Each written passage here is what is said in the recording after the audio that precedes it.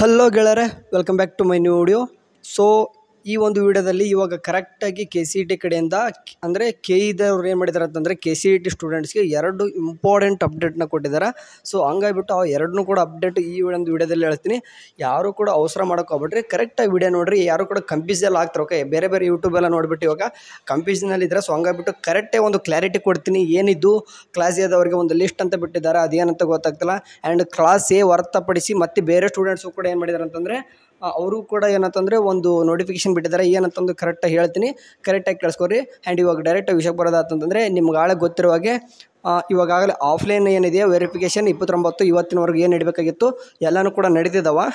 Okay, in case ನಡೆದಿಲ್ಲ ಅಂದರೂ ಕೂಡ ಸಾಧ್ಯ ಆದರೆ ಓಕೆ ಟೈಮ್ ಅಂತೂ ಎಕ್ಸ್ಟೆಂಡೆಡ್ ಮಾಡಲ್ಲ. ಸೊ ಮಾಡಿದರೂ ಕೂಡ ಸೋಮವಾರ ಒಂದಿನ ಹೋಗ್ರಿ. ರಿಮೈನಿಂಗ್ ಸ್ಟೂಡೆಂಟ್ ಓಕೆ ಈಗ ಕ್ಲಾಸ್ ಎ ಮತ್ತೆ ಬರ್ತಿರೋ ಬೇರೆ ಇದ್ರೆ ಅವರೆಲ್ಲ ಕೊಟ್ಟಿದ್ರು ನೋಡ್ರಿ. ಅವರೆಲ್ಲ ಸ್ಟೂಡೆಂಟ್ಸ್ ಏನು ಮಾಡ್ಬೇಕಿತ್ತು ಅಂತಂದರೆ ಆನ್ಲೈನಲ್ಲೇ ನಡೀತಾ ಅಂತ ಹೇಳಿದ್ರು. ಬಟ್ ಸದ್ಯಕ್ಕೆ ಈಗ ಕ್ಲಾಸ್ ಎ ಸ್ಟೂಡೆಂಟ್ಸ್ ಒಂದು ನೋಡ್ತೀನಿ, ನೋಡ್ತಿರ್ಬೋದು 26 UGCET 2024 ಆನ್ಲೈನ್ ಪರಿಶೀಲಿಸಿದ ಪಟ್ಟಿ ಕ್ಲಾಸ್ ಎ ಅಂತ ಸ್ಟೂಡೆಂಟ್ಸ್ ಅಂತ ಇದೆ. ಅದ್ರ ಮೇಲೆ ಕ್ಲಿಕ್ ಮಾಡ್ಕೊಂತಂದರೆ ನಿಮ್ಗೆ ಏನು ಸಿಗುತ್ತೆ, ಈ ರೀತಿ ಒಂದು ಏನಾಗುತ್ತೆ, ಒಂದು ಪೇಜ್ ಓಪನ್ ಆಗುತ್ತೆ. ಇಲ್ಲಿ ಏನು ಮಾಡ್ಬೇಕಂತ ನಾನೇನು ಹೇಳ್ತೀನಿ ನೋಡಿರಿ. ಇಲ್ಲಿ ಎಂಟರ್ ರಿಜಿಸ್ಟರ್ ನಂಬರ್ ಅಂತ ಬರ್ತದೆ. ಇಲ್ಲಿ ರಿಜಿಸ್ಟರ್ ನಂಬರ್ ಏನು ಹಾಕ್ಬೇಕಂತಂದರೆ ನಿಮ್ಮ ಒಂದು ಅಪ್ಲಿಕೇಶನ್ ಫಾರ್ಮ್ ಇದೆ ನೋಡಿರಿ. ಅಂದರೆ ನೀವು KCET ಅಪ್ಲಿಕೇಶನ್ ಹಾಕಿದ್ರು, ಅಪ್ಲಿಕೇಶನ್ ಫಾರ್ಮಲ್ಲಿ ಅಪ್ಲಿಕೇಶನ್ ನಂಬರ್ ಅಂತ ಇದೆ. ಆ ಅಪ್ಲಿಕೇಶನ್ ನಂಬರ್ನ ಅಲ್ಲಿ ಎಂಟರ್ ಮಾಡಿರಿ. ಆ್ಯಂಡ್ ಇಲ್ಲಿ ಡೇಟ್ ಆಫ್ ಬರ್ತ್ ಕೇಳ್ತದೆ. ಡೇಟ್ ಆಫ್ ಬರ್ತ್ ಆಗ್ರಿ. ಲೈಕ್ ನಾನು ಒಂದು ಹಾಕಿ ತೋರಿಸ್ತೀನಿ ನಿಮಗೆ ಲೈವ್ ಆಗಿ. ಓಕೆ, ಒಂದು ಸ್ಟೂಡೆಂಟ್ಸ್ ಹಾಕಿದ್ದೀನಿ ನಾನು. ಆ್ಯಂಡ್ ಅದಾದ ನಂತರ ಇಲ್ಲಿ ನೋಡ್ತಿರ್ಬೋದು ಕರೆಕ್ಟಾಗಿ ಡೇಟ್ ಆಫ್ ಬರ್ತ್ ಹಾಕ್ರಿ. ಯಾಕಂತಂದರೆ ರಾಂಗ್ ಆಯ್ತು ಅಂದರೆ ಏನಾಗುತ್ತೆ ಅಂತಂದರೆ ಅದು ಆಗಲ್ಲ. ಸೊ ಹಂಗಾಗ್ಬಿಟ್ಟು ಡೇಟ್ ಆಫ್ ಬರ್ತ್ ಹಾಕ್ತೀನಿ ನಾನು. ಓಕೆ, ನೀವೇನು ಮಾಡ್ತೀರ ಅಂತಂದರೆ ಎಂಟರ್ ರಿಜಿಸ್ಟರ್ ನಂಬರಲ್ಲಿ ಏನು ಹಾಕಬೇಕು, ಅಪ್ಲಿಕೇಶನ್ ನಂಬರ್ ಹಾಕ್ರಿ. ಅದಾದ ನಂತರ ಡೇಟ್ ಆಫ್ ಬರ್ತ್ ಇದ್ದಲ್ಲಿ ಕರೆಕ್ಟಾಗಿ ನೀವು ಅಪ್ಲಿಕೇಶನ್ ಫಾರ್ಮಲ್ಲಿ ಏನು ಡೇಟ್ ಆಫ್ ಬರ್ತಿದ್ದೋ ಅದು ಹಾಕ್ರಿ. ಅದಾದ ನಂತರ ಒಂದು ಕ್ಯಾಪ್ಚಾ ಅಂತ ಕೇಳ್ತದೆ. ಅದು ಕ್ಯಾಪ್ಚಾ ಏನಿದೆ ನೋಡಿರಿ ಕೆಳಗಡೆ ಸೇಮ್ ಕ್ಯಾಪ್ಚಾ ಹಾಕಿಬಿಟ್ಟು ಇಲ್ಲಿ ಸರ್ಚ್ ಅಂತ ಇದೆ ನೋಡ್ರಿ, ಅದ್ರ ಮೇಲೆ ಒಂದು ಕ್ಲಿಕ್ ಮಾಡ್ಕೊಂಡ್ರೆ ಇವಾಗ ತಾನೇ ಬಿಟ್ಟಿದ್ದಾರಲ್ಲ ಸ್ವಲ್ಪ ಲೋಡ್ ಆಗ್ಬೋದು. ಬಟ್ ಬರುತ್ತೆ. ಓಕೆ, ನಾನು ವೇಟ್ ಮಾಡಿ ತೋರಿಸ್ತೀನಿ ನಿಮಗೆ. ಏನಪ್ಪ ಅಂತಂದರೆ ನಿಮ್ಗೆ ಅಟ್ಲೀಸ್ಟ್ ಇನ್ ಕೇಸ್ ನೀವು ಇಲ್ಲಾಂದ್ರೆ ಫೋನಲ್ಲಿ ಕರೆಕ್ಟ್ ವರ್ಕ್ ಆಗಲ್ಲ ಅಂತಂದರೆ ಏನು ಮಾಡ್ರಿ ಅಂತಂದರೆ ಇಲ್ಲಿ ಯಾರೋ ಮಾರ್ಕ್ ಇದೆ ನೋಡ್ರಿ, ಅಲ್ಲಿ ಕ್ಲಿಕ್ ಮಾಡಿಕೊಂಡು ಇಲ್ಲಿ ಡೈರೆಕ್ಟಾಗಿ ಸ್ವಲ್ಪ ಕೆಳಗಡೆ ಬಂತಂದರೆ ಡೆಸ್ಕ್ಟಾಪ್ ಸೈಟ್ ಅಂತ ಬರ್ತದೆ. ಡೆಸ್ಕ್ಟಾಪ್ ಸೈಟ್ ಮೇಲೆ ಕ್ಲಿಕ್ ಮಾಡಿಕೊಂಡು ಬೇಕಾದ್ರೆ ನೀವು ಫೋನು ಯಾರೋ ಇಟ್ಕೊಂಡು ನೋಡ್ಕೋಬೋದು. ಓಕೆ, ಇಲ್ಲಿ ಏನೇನೆಲ್ಲ ಬಂದಿದೆ ಅಂತ ತೋರಿಸ್ತೀನಿ ನೋಡಿರಿ. ಯಾಕಂದರೆ ಇಲ್ಲಿ ಏನು ನೋಡ್ಬೇಕಂತಂದರೆ ನೀವು ಯಾವ ಒಂದು ಕ್ವಾರ್ಟರ್ದಲ್ಲಿ ಕ್ಲೇಮ್ ಆಗ್ತೀರ. ಲೈಕ್ ನೀವು ಅಪ್ಲಿಕೇಶನ್ ಹಾಕುವಾಗ ಏನೇನು ಮಾಡಿರ್ತೀರ ಅಂತಂದರೆ ಕನ್ನಡ ಮೀಡಿಯಮ್ ಹಾಕಿರ್ತೀರ, 371 ಹಾಕಿರ್ತೀರ. ಆ್ಯಂಡ್ ಮತ್ತು ನಿಮ್ಗೆ ಸಂಬಂಧಪಟ್ಟಿದ್ದು ಕೆಲವೊಂದಿಷ್ಟು ರೂರಲ್ ಆಗಿರ್ಬೋದು. ಆ್ಯಂಡ್ ಕೆಲವೊಬ್ಬರು 371 ಇರ್ತಾರೆ. ಕೆಲವೊಂದಿಷ್ಟು ಸ್ಪೆಷಲ್ ಕೋಟ ಇರ್ತಾವೆ, ಅದನ್ನೆಲ್ಲ ಕೂಡ ಹಾಕಿರ್ತಾರೆ. ಆ ಒಂದು ಸ್ಟೂಡೆಂಟ್ಸ್ಗೆ ಏನಪ್ಪ ಅಂತಂದರೆ ಯಾವ್ಯಾವೆಲ್ಲ ಕ್ಲೇಮ್ ಆಗಿದೆ ಎಸ್ ಆರ್ ನೋ ಅಂತ ಬಂದಿರ್ತದೆ. ಸೊ ಹಂಗಾಗ್ಬಿಟ್ಟು ಏನೇನೆಲ್ಲ ಬಂದಿದೆ ಅಂತ ತೋರಿಸ್ತೀನಿ ಈ ಒಂದು ಸ್ಟೂಡೆಂಟ್ಸ್ದು. ವೇಟ್ ಮಾಡಿ. ಓಕೆ, ಯಾಕಂತಂದರೆ ಇದೀಗ ತಾನೇ ಬಿಟ್ಟಿದ್ದಾರಲ್ಲ ಸ್ವಲ್ಪ ಎರರ್ ಬರುತ್ತೆ. ಸೊ ಹಂಗಾಗಿಬಿಟ್ಟು ಸ್ವಲ್ಪ ವೇಟ್ ಮಾಡಿರಿ. ಇದೇ ರೀತಿ ಏನಪ್ಪ ಅಂತಂದರೆ ಅಪ್ಲಿಕೇಶನ್ ನಂಬರ್ ಹಾಕೋದು, ಡೇಟ್ ಆಫ್ ಬರ್ತ್ ಹಾಕೋದು, ಅದಾದ ನಂತರ ಅಲ್ಲಿ ಕ್ಯಾಪ್ಚಾ ಕೋಡ್ ಬರ್ತದೆ. ಸೇಮ್ ಕ್ಯಾಪ್ಚಾ ಕೋಡ್ ಹಾಕಿದರೆ ಈ ರೀತಿ ಒಂದು ಬರ್ತದೆ. ಆ್ಯಂಡ್ ಇದೇ ರೀತಿ ಇರಬೇಕಂತಲ್ಲ. ಓಕೆ, ನೀವು ಯಾವ್ದು ಇರ್ತೀರೋ ಆ ಎಲಿಜಿಬಲ್ ತಕ್ಕಂಗೆ ಇರ್ತದೆ. ಫಾರ್ ಎಕ್ಸಾಂಪಲ್ ಈ ಒಂದು ಸ್ಟೂಡೆಂಟ್ ನೋಡಿರಿ ಯಾವ ಕ್ಲಾಸ್ ಎ ಬರ್ತಾರೆ ಅಂತಂದ್ರೆ ಇವರು ಯಾವ ಕ್ಲಾಸ್ ಬರ್ತಾರೆ ಅಂತಂದ್ರೆ ಕ್ಲಾಸ್ ಎ ಬರ್ತಾರೆ. ಸೊ ಹಂಗಾಗ್ಬಿಟ್ಟು ಕ್ಲಾಸ್ ಎ ಏನಿರುತ್ತೆ ಎಲ್ಲನೂ ಕೂಡ ಆನ್ಲೈನ್ ವೆರಿಫಿಕೇಷನ್ ಇರುತ್ತೆ ಅಂತ ಗೊತ್ತಿರಬೇಕು. ಆ್ಯಂಡ್ ಅದಾದ ನಂತರ ಇವರು ಯಾವ ಕ್ಯಾಟಗರಿ ಬರ್ತಾರೆ ಅಂತಂದರೆ 3B ಅಂತ ಕೊಟ್ಟಿದ್ದಾರೆ. ಆ್ಯಂಡ್ ಇನ್ಕಮ್ ಎಷ್ಟಿದೆ ಅವರು 30,000. ಆ್ಯಂಡ್ SNQ ಕೋಟಾದಲ್ಲಿ ಎಲಿಜಿಬಲ್ ಇದ್ದಾರೆ ಅಂತಂದರು. ಖಂಡಿತ SNQ ಕೋಟ ಎಲಿಜಿಬಲ್ ಇರ್ತಾರೆ, ನೀವು ಕೂಡ ಇರ್ತಾರೆ. ಅಲ್ಲಿ ನೋಡ್ಕೊರಿ ಏನಪ್ಪ ಇದು SNQ ಕೋಟ ಅಂತಂದರೆ ನಿಮ್ಗೆ ಗೊತ್ತಿರಬೇಕು. SNQ ಕೋಟ ಅಂತಂತಂದರೆ ಇದು ಒಂದೊಂದು ಕಾಲೇಜಲ್ಲಿ ಟ್ಯೂಷನ್ ಫೀಸ್ ಬಿಟ್ಟರೆ ಉಳಿದಿದ್ದೆಲ್ಲನೂ ಕೂಡ ಫೀಸ್ ಫ್ರೀ ಇರ್ತದೆ. ಲೈಕ್ ಏನಂತಂದರೆ ಆ ಕಾಲೇಜ್ಗೆ ಟ್ಯೂಷನ್ ಫೀಸ್ ಅಂತ ಸ್ವಲ್ಪ ಇಟ್ಟಿರ್ತಾರೆ. ಓಕೆ, ಅದನ್ನು ಬಿಟ್ಟರೆ ಉಳಿದಿದ್ದೆಲ್ಲನೂ ಕೂಡ ಸೀಟ್ ಫ್ರೀ ಅನ್ಕೋಬೋದು. ನೀವು ಕೂಡ SNQ ಬಗ್ಗೆ ವಿಡಿಯೋ ಬೇಕಿತ್ತಂದರೆ ಇನ್ ಕೇಸ್ ಅಂದರೆ ಇದು SNQ quota only for engineer student free seat ಅಂತ ಲೆಕ್ಕ. ಓಕೆ, SNQ ಕೋಟ ಓನ್ಲಿ 3% ಇರ್ತವೆ ಅಥವಾ 5% ಇರ್ತವೆ. ಆಲ್ಮೋಸ್ಟ್ 3% ಒಂದೊಂದು ಕಾಲೇಜಲ್ಲಿ ಇರ್ತವೆ.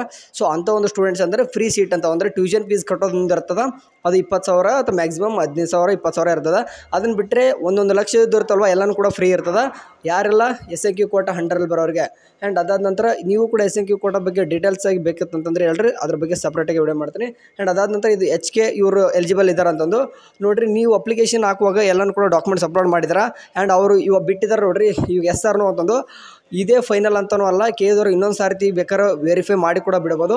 ಈಗ HK ಅಂತಾರೆ ಇವ್ರು ನೋ ಇದೆ. ಓಕೆ, ಆ್ಯಂಡ್ JKನೂ ಕೂಡ ಏನಿದೆ ನೋ ಇದೆ. ಆ್ಯಂಡ್ ಜೆಂಡರ್ ಅಂತೂ ಇವ್ರು ಫೀಮೇಲು. ಯಾಕಂತಂದರೆ ನಾನು ಒಂದು ಹುಡುಗಿದ್ದು ಒಂದು ಅಪ್ಲಿಕೇಶನ್ ಫಾರ್ಮ್ ತೊಗೊಂಡು ಎಲ್ಲನೂ ಕೂಡ ಹಾಕಿದ್ದೆ. ಆ್ಯಂಡ್ ಅದಾದ ನಂತರ ಕನ್ನಡ ಮೀಡಿಯಮ್ಮ ಇಂಗ್ಲೀಷ್ ಮೀಡಿಯಮ್ಮ ಸಪ್ರೇಟಾಗಿ ಆ ಒಂದು ಕೋಟಾದಲ್ಲಿ ನೀವು ಕ್ಲೇಮ್ ಆಗ್ಬೇಕಂತಂದರೆ ಇಲ್ಲಿ ನೋಡ್ಬೋದು ಕನ್ನಡ ಮೀಡಿಯಮ್ ಏನಿದೆ ಎಸ್ ಇದೆ. ಅಂತಂದರೆ ಈ ಒಂದು ಕನ್ನಡ ಮೀಡಿಯಮಲ್ಲಿ ಕೆಲವೊಂದಿಷ್ಟು ಕಾಲೇಜಲ್ಲಿ ಸೀಟ್ ಇರ್ತವೆ. ಆ ಒಂದು ಸೀಟ್ ಪಡ್ಕೊಳ್ಳೋಕೆ ಕೂಡ ಇವ್ರು ಎಲಿಜಿಬಲ್. ಆ್ಯಂಡ್ ಅದಾದ ನಂತರ ರೂರಲ್ ಬಂತಂದರೆ ಅದನ್ನು ಕೂಡ ಎಸ್ ಅಂತ ಇದೆ. ಯಾಕಂತಂದರೆ ಇವರು ರೂರಲ್ ಕಲ್ತಿರ್ತಾರೆ. ಸೊ ಹಂಗಾಗ್ಬಿಟ್ಟು ಸರ್ಟಿಫೈ ಅಂದರೆ ಅವ್ರದ್ದು ಏನಾಗಿರುತ್ತೆ ಅಂತಂದರೆ ಅವರ ಒಂದು ಫಾರ್ಮು ಅಪ್ಲಿಕೇಶನ್ ಹಾಕುವಾಗ ಏನು ಸ್ಕ್ಯಾನ್ ಮಾಡಿ ಕಳಿಸಿದ್ರು ಕೆಯಿಂದ ಕೆಲವೊಂದಿಷ್ಟು ಕಚೇರಿಗೆ ಅವ್ರು ಕಳಿಸಿಬಿಟ್ಟು ಅವ್ರು ವೆರಿಫೈ ಆಗಿಬಿಟ್ಟು ಏನಾಗಿದೆ ಅಂತಂದರೆ ರೂರಲ್ ಕೂಡ ಎಸ್ ಆಗಿದೆ ಆ್ಯಂಡ್ ಸ್ಟಡಿ ಸರ್ಟಿಫಿಕೇಟ್ ಕೂಡ ಅವನು ಅಪ್ಲೋಡ್ ಮಾಡಿರ್ತಾರೆ ಅವನು ಕೂಡ ಎಲ್ಲನೂ ಕೂಡ ವೆರಿಫೈ ಆಗಿದ್ದಾವೆ. ಸೊ ಆ್ಯಂಡ್ ಎಲ್ಲ ಮಾರಪ್ಪ ಒಂದು ಗ್ಯಾಪ್ ಇದೆ. ಓಕೆ, ನಿಮ್ದು ಏನೇನೆಲ್ಲ ಇದೆ, ನಿಮ್ಗೆ ಏನೇನೆಲ್ಲ ಇವು ಇದೆ ನೋಡಿರಿ. ನೀವು ಕೂಡ ಯಾವ ಕ್ಯಾಟಗರಿಲಿ ಬರ್ತಿರ್ತಾರ ಅಥವಾ ಎಷ್ಟು ಇನ್ಕಮ್ ಇದೆಯೋ, ಇನ್ಕಮ್ಮು ಕೂಡ ಕಡಿಮೆ ಇರ್ಬೇಕು. ಯಾಕಂತಂದರೆ ಕೆಲವೊಂದಿಷ್ಟು ನೀವು ಏನಾದರೂ ಕ್ವಾಟ ತಗೋಬೇಕಂತಂದರೆ ಕಡಿಮೆ ಇದ್ದರೆ ಚೆನ್ನಾಗಿ ಬರ್ತದೆ. ಆ್ಯಂಡ್ SNQ ಕೋಟ ಎಲಿಜಿಬಲ್ ಇರ್ತಾರೆ ಮಸ್ಟ್. ಯಾಕಂದರೆ ರ್ಯಾಂಕ್ ಎಲ್ಲ ಚೆನ್ನಾಗಿರೋರಿಗೆ SNQ ಕೋಟ ಮೇಲೆ ಸೀಟ್ ಸಿಕ್ಕರೆ ಇಂಜಿನಿಯರಿಂಗ್ ಸೀಟು ಫ್ರೀ ಇರ್ತದೆ. ಸೊ ಆ್ಯಂಡ್ HK ಕೂಡ ಇಂಪಾರ್ಟೆಂಟ್. ಯಾಕಂದರೆ ಎಷ್ಟೋ ನಮ್ಮ ಉತ್ತರ ಕರ್ನಾಟಕ ಕಡೆ ಕಾಲೇಜಸ್ ಏನು ಮಾಡ್ತಾರೆ ಅಂತಂದರೆ HK ಸ್ಟೂಡೆಂಟ್ಸ್ಗೆ ಜಾಸ್ತಿ ಸೀಟ್ನ ಕೊಡ್ತಾರೆ. ಸೊ ಹಂಗಾಗ್ಬಿಟ್ಟು HK ಕೂಡ ಇಂಪಾರ್ಟೆಂಟು. And JK ನೋಡ್ಕೊರಿ. ಆ್ಯಂಡ್ ಅದಾದ ನಂತರ ಜೆಂಡರು. ಓಕೆ, ಅದಾದ ನಂತರ ಜೆಂಡರ್ ಅಷ್ಟು ಇಂಪಾರ್ಟೆಂಟ್ ಅಲ್ಕ, ಯಾವೆಲ್ಲರೂ ಕೂಡ ಈಕ್ವಲ್ ಆಗಿ ನೋಡ್ಕೊಂತಾರೆ. ಅದ್ರ ಬಗ್ಗೆ ಅಷ್ಟೊಂದು ತಲೆ ಕೆಡಿಸ್ಕೊಬಿಡ್ರಿ. ಅದಾದ ನಂತರ Kannada medium, rural medium study certificate ಇದು ನೋಡ್ಕೊರಿ. ಕನ್ನಡ ಮತ್ತು ರೂರಲ್ ಎಷ್ಟೈತೆ ಅಂತಂದರೆ ಕೆಲವೊಂದಿಷ್ಟು ನಿಮಗೆ ರ್ಯಾಂಕ್ ದೂರ ಇದ್ದರೂ ಕೂಡ ಸೀಟ್ ಸಿಗೋಕ್ಕೆ ಸ್ವಲ್ಪ ಎಲ್ಪ್ ಆಗುತ್ತೆ. ಓಕೆ, ಇದು ಇನ್ನೂ ಕೂಡ ಇದ್ರ ಬಗ್ಗೆ ಡೌಟ್ಸ್ ಇತ್ತಂತಂದರೆ ಆ್ಯಂಡ್ SNQ ಕೋಟ ಸಪ್ರೇಟಾಗಿ ವಿಡಿಯೋ ಮಾಡ್ತೇನೆ. ಯಾಕಂತಂದ್ರೆ ನಿಮ್ಗೆ ಕನ್ಫ್ಯೂಷನ್ ಇದ್ರೆ ಕ್ಲಾಸ್ ಎದು ಸ್ಟೂಡೆಂಟ್ಗೆ ಇಷ್ಟು, ಆ್ಯಂಡ್ ನೀವು ಕ್ಲಾಸ್ ಎ ಬಿಟ್ಟು ಕೆಲವೊಂದಿಷ್ಟು ಸ್ಟೂಡೆಂಟ್ಸ್ ಇದ್ರೆ ಅವ್ರದ್ದು ಬೇಕಾದ್ರೆ ತೋರಿಸ್ತೀನಿ, ವೇಟ್ ಮಾಡಿ. ಆ್ಯಂಡ್ ಈ ಒಂದು PDF ಏನು ಕಾಣಿಸ್ತಿದೆ ನೋಡಿರಿ, ಇನ್ನೊಂದು PDF ಅವರೇ ಬಿಟ್ಟಿದ್ದಾರೆ. EFGH ಮತ್ತು ಇವರು ಒಂದು ಸ್ಟೂಡೆಂಟ್ಸ್ದು ಕೂಡ ಸೇಮ್, ಅವ್ರದ್ದು ಕೂಡ ಎಲ್ಲ ಕೂಡ ವೆರಿಫೈ ಆಗಿಬಿಟ್ಟಿದ್ದಾರೆ. ಸೊ ಅವರು ಕೂಡ ನೋಡ್ಕೋಬೋದು. ಅದಾದ ನಂತರ ಅವ್ರದ್ದು ಕೂಡ ವೆರಿಫಿಕೇಷನ್ ಸ್ಲಿಪ್ ಇವಾಗ ಥರ ಡೌನ್ ಮಾಡೋಕ್ಕೆ ಬರಲ್ಲ.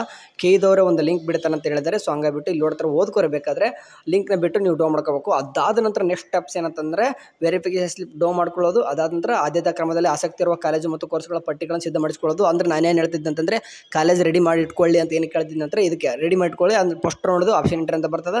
ಆಪ್ಷನ್ ಎಂಟ್ರಿ ನೀವು ಏನು ಮಾಡ್ಬೋದು, ನಾಳೆ ಆ್ಯಡ್ ಮಾಡ್ಬೋದು. ಅದಾದ ನಂತರ next first round, second round ಈ ರೀತಿ ಮುಂದುವರಿತಾವೆ. ಸರಿ, ಈ ಸದ್ಯಕ್ಕಂತೂ ಇಷ್ಟು ನೋಡಿರಿ.